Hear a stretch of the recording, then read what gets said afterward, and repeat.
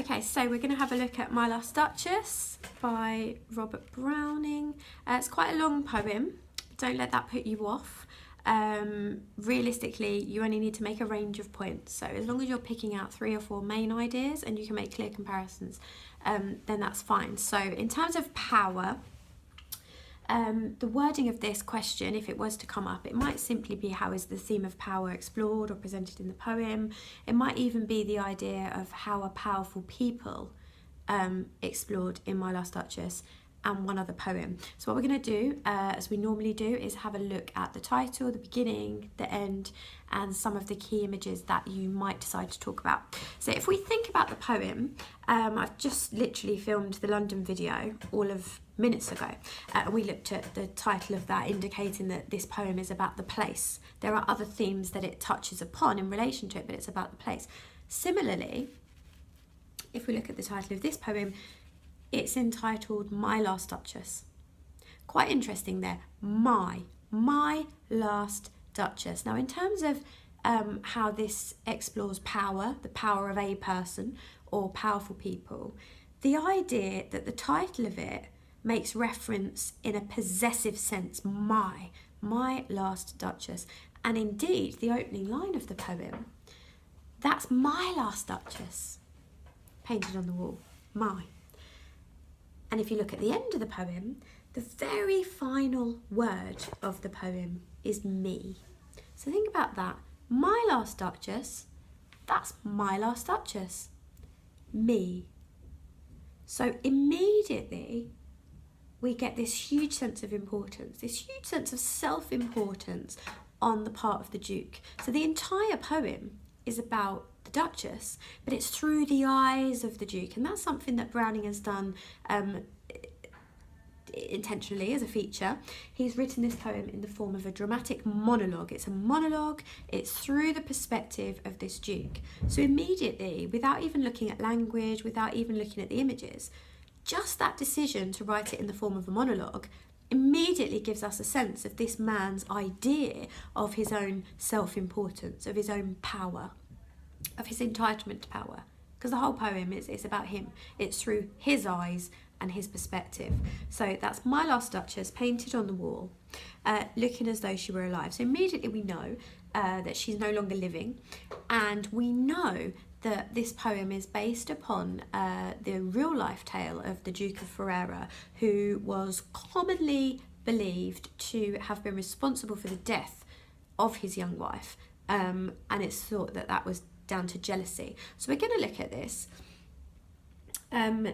Now, the poem has a very, very clear sexual tone to it. He appears to be very possessive, and that's reflected in the opening line of the poem, that it's his last Duchess. And there appears to be a very, very clear element of sexual jealousy. He makes reference to this spot of joy, constantly, this spot of joy in her cheek. The idea, perhaps, that her being joyful wasn't the done thing, which reflects a little bit about the expectations on women within a marriage. A heart, he refers to her heart as a heart, how shall I say, too soon made glad.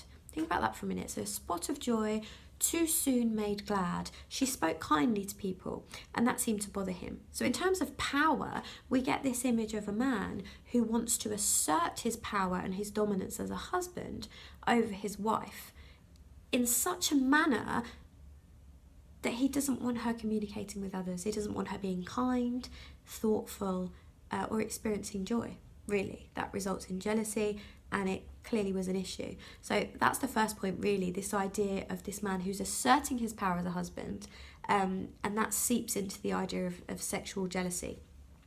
Another image that's referred to in the poem, which is quite interesting, he makes reference to the white mule, a mule being a cross between a horse and a donkey, the white mule that she rode, that's a quotation, that she rode around the terrace. Now, a terrace is an enclosed outdoor space.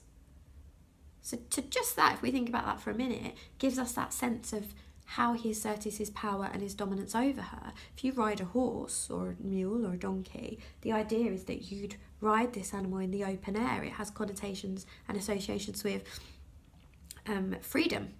And yet we have her riding around the terrace.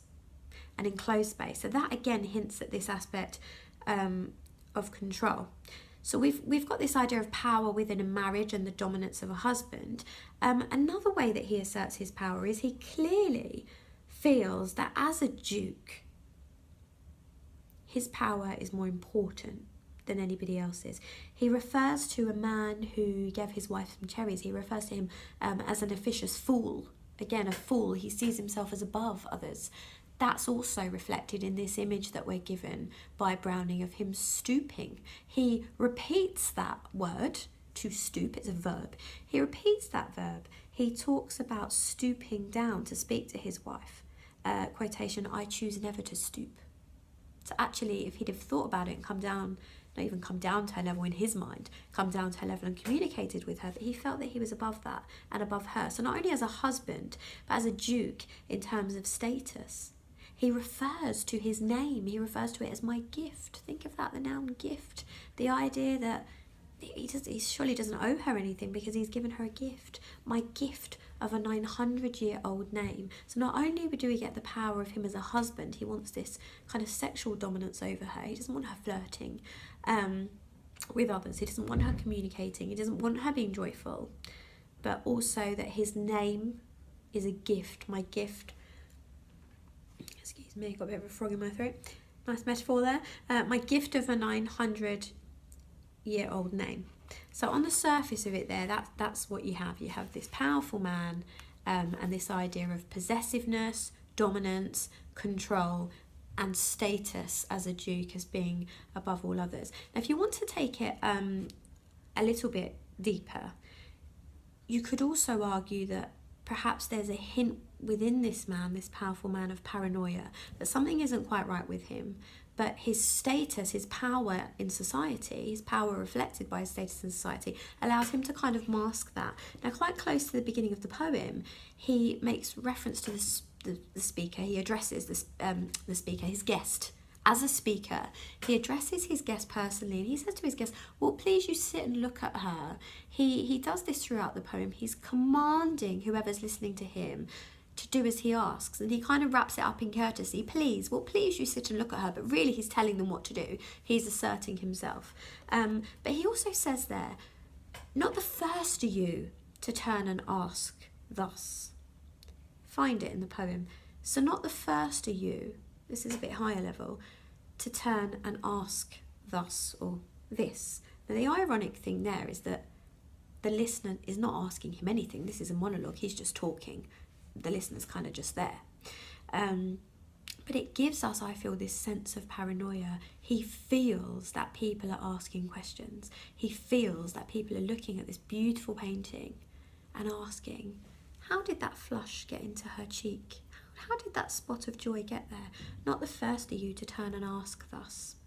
So he feels that people are asking, how did that painter get that beautiful look in her face? It's hinting at this idea that was the painter having an affair with her. Frab Handoff by design. You know, he throws these names about. Even at the end of the poem, Claude of Innisbrook, cast in bronze for me. This idea of these people that are masters of their craft are doing these things for me. But he seems to have this paranoia that people are going to be asking questions. People are going to be thinking the worst, in a sense, that this painter had some kind of flirtation going on, and his pride, much like Ozymandias, that kind of pride, that egotistical colossal statue, look upon my works. Again, you've got the imperative, well, please you sit and look at her. Ozymandias, look upon my works, ye mighty. Both men are asserting themselves in a powerful way. They're commanding. They're wanting to be looked up to. Ozymandias' statue quite literally is towering over. The Duke certainly sees himself as towering over and being above others. So he feels clearly that people are talking about his wife. And is that enough to have made him kill her? Big question there. So this idea, he calls that piece a wonder. Browning uses the word wonder a couple of times. So I know there's a Mr. Brough video that looks at Charge of the Light Brigade, and that all the world wondered. This idea of wondering, how did this mistake go unnoticed? Well, similarly here, perhaps that's hinting at the reader. We're wondering whether this Duke actually did kill his wife. So the final image that I'll leave you with on a bit of a deeper level, at the very end of the poem, this image that we're given as they're walking down, and they're walking downstairs, clearly to meet, there's reference to a dowry, so they're going to meet this duke's new wife, essentially. And he says, look, and he points out this bronze statue, and it's a statue of Neptune, the Roman god of the sea, taming a seahorse. Not those cute little creatures that you'd see in the aquarium, but when you see depictions of Neptune, is the Roman equivalent to Poseidon, the god of the sea, you get this image of wild horses that take on the form of waves in the ocean. So this idea of wildness, and this god, Neptune, taming the seahorse. Now, as an image, that's really quite powerful, I think, because it's this idea in terms of power, and this is kind of the final point that I'll make, this idea of him indirectly comparing himself to a god, very much like Ozymandias, Neptune. So if Neptune as an image is reflective of this duke, his aim being to tame this seahorse, to tame the wild feminine nature of his wife. And with his last wife, he couldn't do it. So perhaps that wildness, that taming, is a reference to female sexuality, this idea that he couldn't control her, he couldn't tame her, therefore he had to kill her. This idea that she could not be tamed under any circumstance.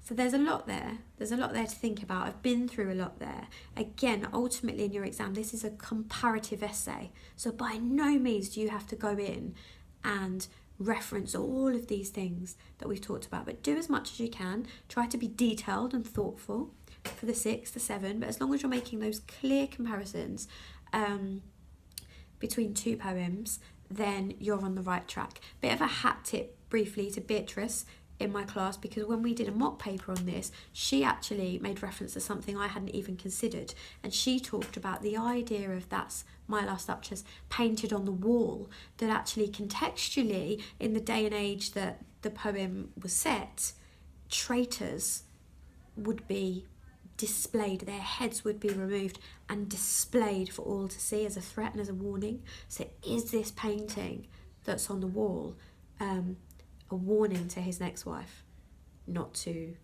be wild, untamable, and to listen to her husband? So good luck, happy revising, and see you on the next one.